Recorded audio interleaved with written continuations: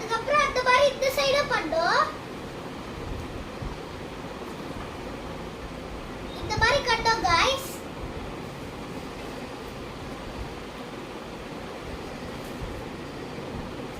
இந்த மாதிரி பண்ணோம் गाइस. फ्रेंड्स இப்போ நம்ம வந்து இப்போ இங்க இருக்க இந்த மாதிரி இப்போ வந்து நம்ம இப்படி ஸ்வால் பண்ணிக்கணும் गाइस. அதுக்கப்புறம் இப்படி ஓபன் பண்ணனா பவுச் ரெடி गाइस.